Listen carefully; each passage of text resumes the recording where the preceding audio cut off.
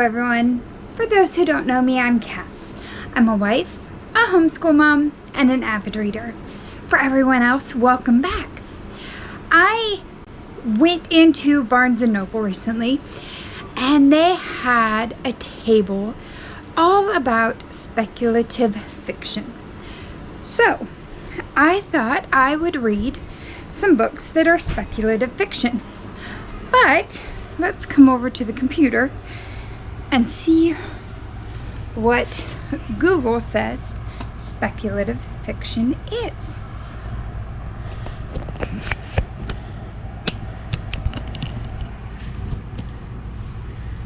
Hopefully that looks okay.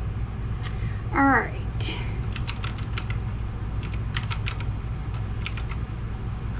Speculative fiction. All right. So speculative fiction is an umbrella genre of fiction that encompasses all the subgenres that depart from realism or strictly imitating everyday reality, instead presenting fantastical, supernatural, futuristic, or other imaginative realms. So you can have speculative, like all of fantasy, according to this, is considered speculative.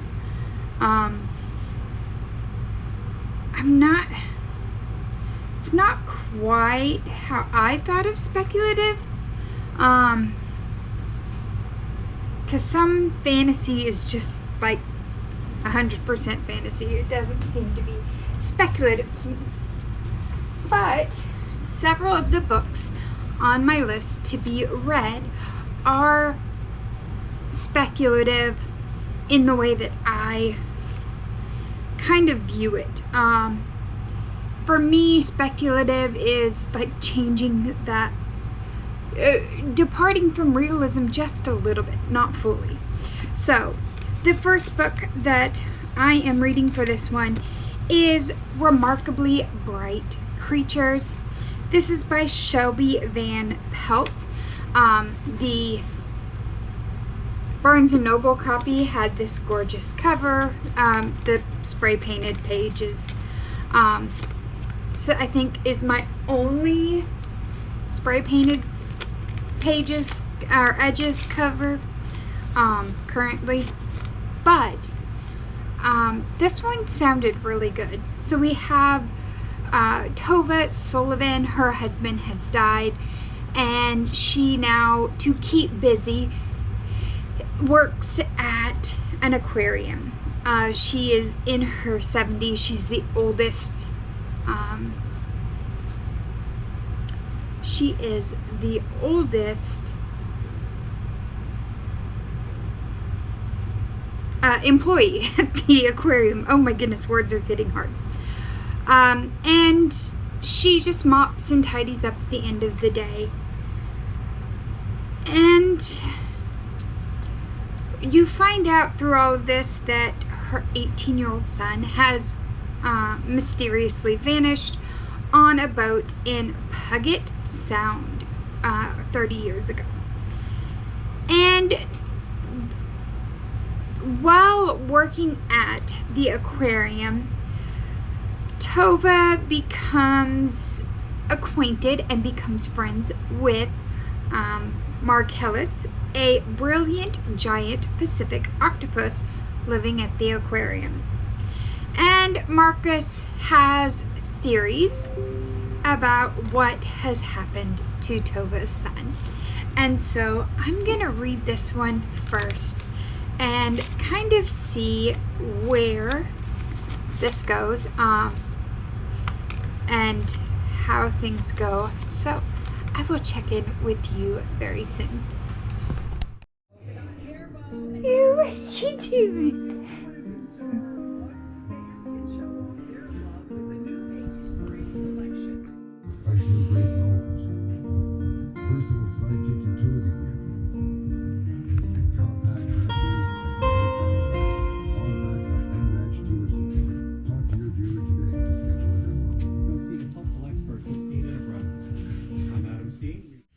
Hello everyone.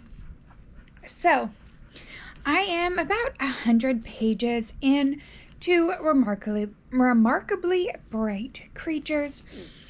In this one, we have Marcellus, a great Pacific Ocean octopus, a giant Pacific octopus. He is fantastic. He is definitely my favorite character so far in this. I did have a little bit of confusion about one of the point of views, so I'm gonna say if you're reading it, stick it out.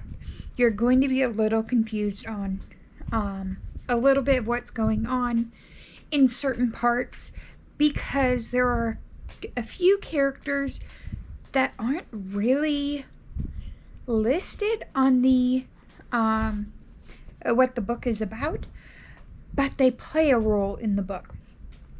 And so it's a little bit, it throws you off just a little bit when you get to some of these other characters and their point of views, just because you expect it, or at least I expected it, just to be Tova and Marcellus. The really fun part with this that I'm enjoying is we do get Marcellus's point of view, and it's by his days in captivity, I believe. Let me double check that. Can't remember if it's days in captivity or yeah, so he's day 1299 of his captivity. In the beginning, he was not born in an aquarium. He was, I guess, rescued / kidnapped, depending on your point of view and how he got caught. I don't remember exactly, but when he was removed from the ocean.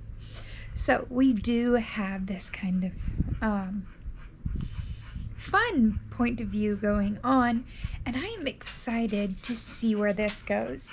So I'm gonna jump back in, but if you're gonna read this, I really recommend getting the first 100 pages down, and then you can start to draw some connections between all of the points of views that we see. I don't know if all of my connections I've made are true, but it at least makes these other characters a little bit more interesting. So I'm gonna get back to it, and I'll check in with you soon. Hello everyone. So I am now over 2/3 of the way through. I really got in a roll on this last night. Things picked up. Page 100 to 291. Really pick things up and are connecting all the dots. I think we are figuring out different things going on here in the story. All the connections are starting to be made. A lot of fun in this. Really enjoying it. So I am waiting for my husband. He's in PT right now. So while I'm waiting for him to finish his physical therapy, I am going to keep reading Remarkably Bright Creatures, and then hopefully when we get done here, my daughter will have done what she's supposed to do so that I can go on a little free library run. So I will check in with you guys later. Alright everyone, I have finished Remarkably Bright Creatures here in the car, and I am so in love with this book. The author is great in her acknowledgments.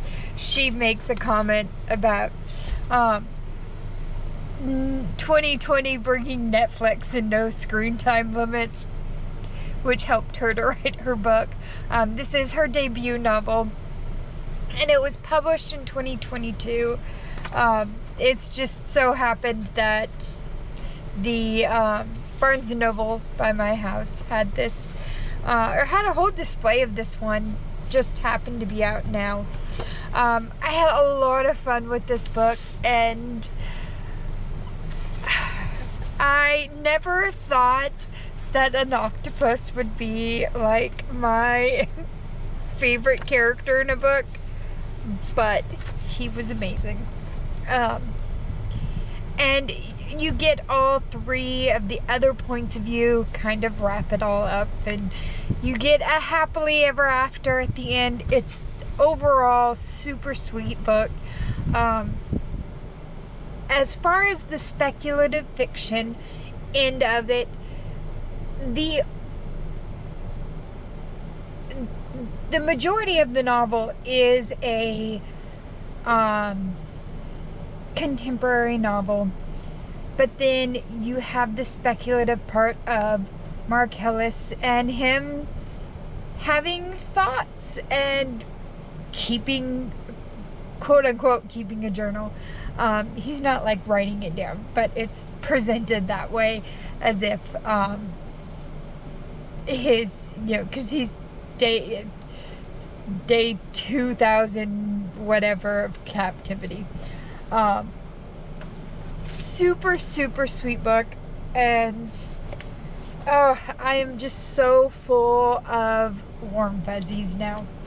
So I don't know what's going to be next quite yet, since I'm in the car. This is the only book I brought, so we'll see how it goes, and I will let you know soon what my next book is. Alright, so for my next read, the library has actually picked it. I have 5 days left on the audio for this one before it turns in. And so I want to go on ahead and start it before it turns in. Alright, and that is How to Become the Dark Lord and Die Trying by Django Wexler. I think I said that right. I think you say the J and not the D. I'm not sure.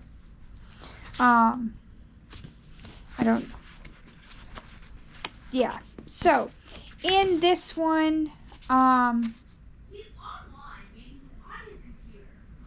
it's our main character Davy has done this all before. She's tried to be the hero and take down the all-powerful Dark Lord. 100 times she's rallied humanity and made the final charge. But the time loop always gets her in the end. Sometimes she's killed quickly, sometimes it takes a while. But she's been defeated every time. This time, she's done being the hero and done being stuck in this endless time loop. If the Dark Lord always wins, then maybe that's who she needs to be. It's Davy's turn to play on the winning side. Yeah, so I am definitely going to give this a shot. This author has a couple, or has several other books out.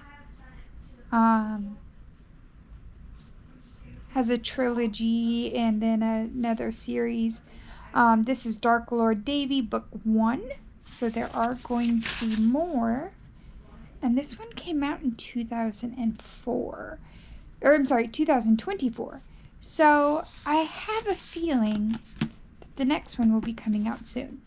As far as the speculative fiction, this looks like the speculative part is that time loop that just kind of Groundhog's Day keeps bringing her back to the same point. But I'm going to get this started. Like I said, I do have this one on audio, So I'm going to follow along while I listen and go from there.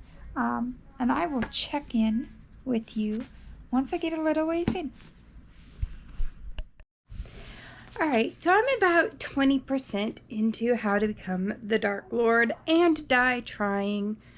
I'm really enjoying this. The premise is interesting. A human has been taken from Earth into an alternate universe where she has been stuck in a time loop.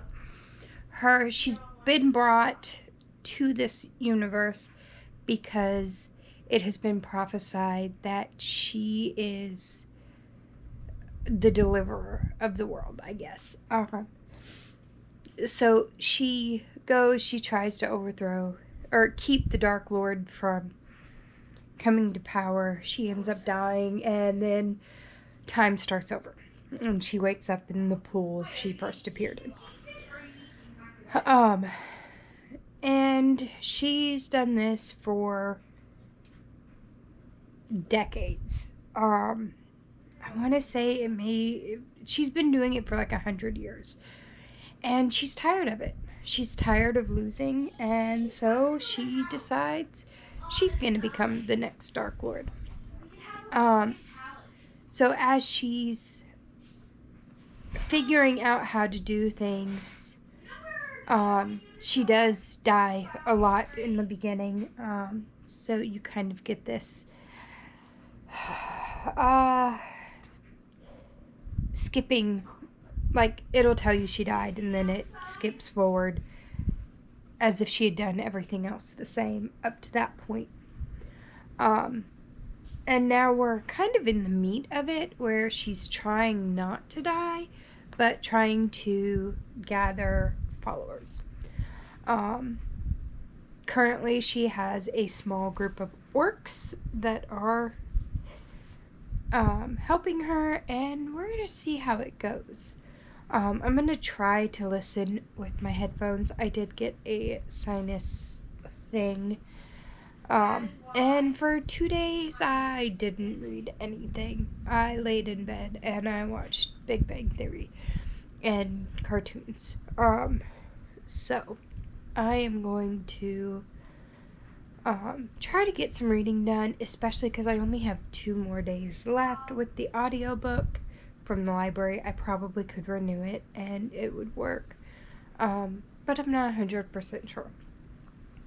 I did find out after starting this that this is a series, so once I get done with this one, I will have to decide if I'm going to continue or not. We'll see. I'm going to try not to judge this one too harshly, just because I know my attention is going to wander a little with this sinus skunk.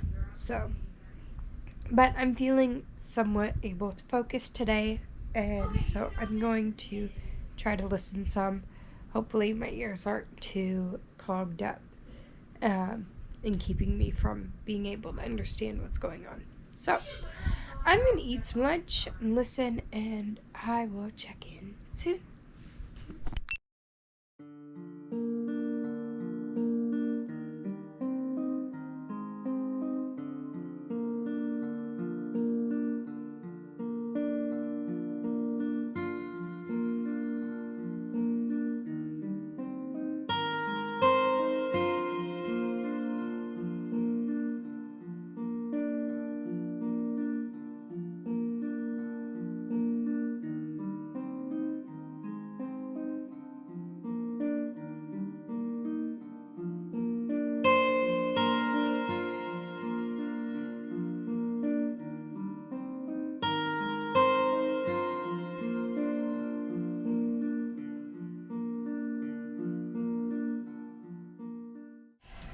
Alright, so I thought that I was less than 50% of the way through the book. Turns out that I am at 70% through the book. It is actually Sunday. Last I updated you was Saturday morning. I got a lot read yesterday. And today kind of had I don't want to say I backtracked or had a regression. I just didn't really feel up to a lot of reading today. And so I watched a whole bunch more Big Bang. I don't know how many seasons are in that one, but I'm getting close to the end, I think. But I am getting to the, toward the end. I have 30% of this book left, and I have under 24 hours left with it. But I'm having to pick and choose when I'm listening. The author uses the F word a lot. And I mean a lot. If you just read the little, what is this called? There's a snippet in the very front of the book. 1, 2, 3, 4.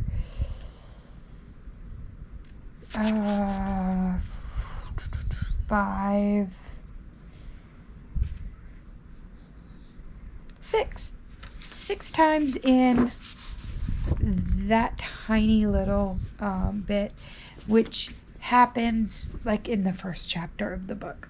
So it's not really super spoilery, but it kind of gives you a, read this amount and you'll see if you like the author's writing or whatever. But I'm gonna do just a tiny bit of reading tonight now that my daughter's in bed for the night. And I can listen to this without putting my earbuds in. My ears feel really clogged right now, and so having the headphones in there just is not comfortable. So I'm gonna get a tiny bit of reading done. I know I'm not gonna get much. There's a whole other hour left in chapter 8, and that would put me at midnight, and I'm not gonna last that long. So overall though, I am enjoying the book. I like where things are going and how the author takes us through Davi's journey to become the Dark Lord. So I will check in with you soon. Okay, I have finished How to Become a Dark Lord and Die Trying. Really cute overall book. I had a great time. If you like the D&D type characters, Groundhog's Day and Deadpool for the fourth wall breaks and the language, this is probably going to be a lot of fun for you. There are a few kind of explicit scenes in it, but they cut off kind of at weird points and jump into a footnote of, like, see Appendix A if it hasn't been removed, or something comical along those marks. I like Davi's humor.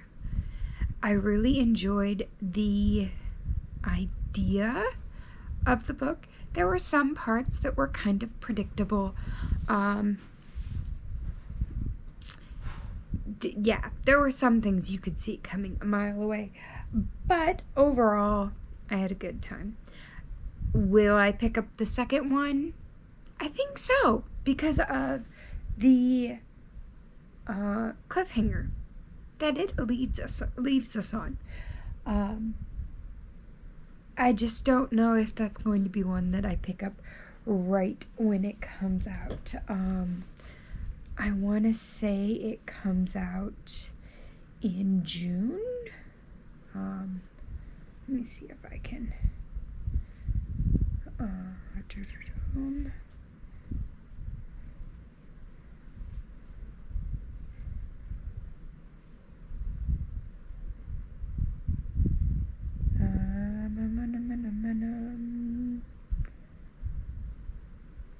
This says it's already out. Let me see. Everybody wants to rule the world. Not the song.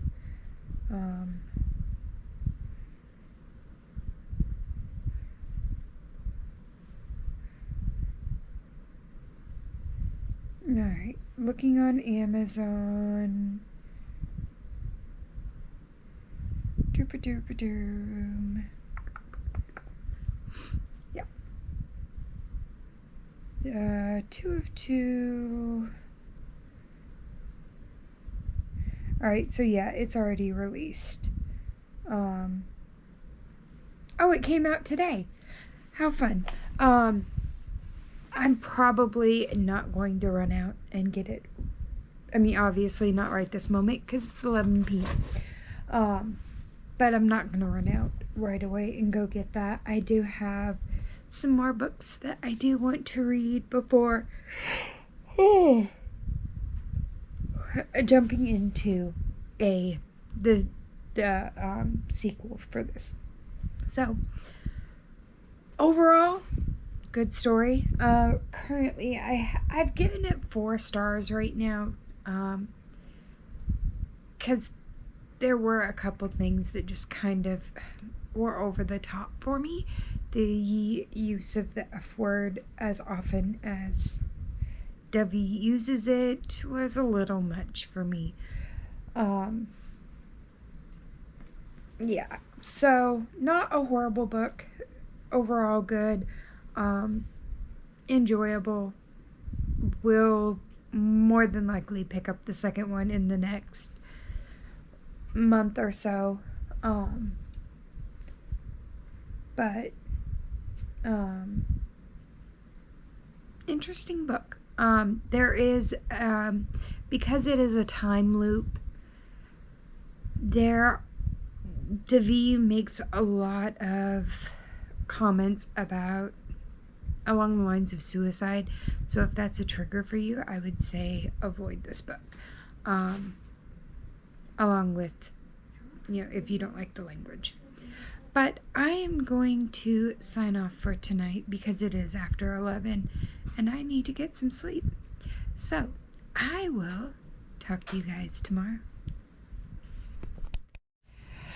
Okay, I'm going to try to do a really quick update. My battery has about 5%. We'll see how this works. I have finished Starter Villain. This book was so much fun. You have intelligent cats. You have intelligent dolphins, all modified to perform special jobs within the villain world. I really, really enjoyed this. I couldn't put it down once I started. It was very, very interesting to have all of this going on. That was going on in here. And you kind of find out as you're reading how deep in this Charlie really is. Great story though. 5 stars. I absolutely loved it. I cannot say that enough. A lot of fun. Very funny. Just a great book overall. So, Starter Villain, I definitely recommend. This one might be one of my favorites of the year. It was that perfect, kind of cozy read that I needed, especially as I'm still recovering from this cold. So that leads me to what's next, and I have no idea. I have now finished my May TBR, so I think I'm going to end this here. As far as speculative fiction, I've had so much fun with this genre or subgenre. I definitely see where they're coming from when they say fantasy. All fantasy is part of it, but I've had more fun with the books that just tweak the world just a little bit. With How to Become the Dark Lord and Die Trying, having that time loop, but also Davi has been pulled from Earth and put into this magical realm. But she's fully human and at one point lived on Earth. So having that speculative, what it would be like to be pulled out of your world and stuck in another universe. A lot of fun. And unbelievable bright creatures. Just having that the diary of a octopus, really, really cool, a nice twist. And then, like I said, the cats that can type and are super intelligent, just perfect way to do that. So as far as my feelings on speculative fiction definition, I'm going to lean more towards those stories that are mostly set in the real world, but with some changes, with some dipping the toe into fantasy. You recognize the world, you recognize the main character's kind of dilemmas. I don't know. I'm probably totally butchering this, but I definitely recommend any speculative fiction that's the world or our world and dipping their toes into something a little bit fantastical, just like with Starter Villain and Unbelievably Bright Creatures. But I'm going to end this here, and I will see you guys in the next video. Bye.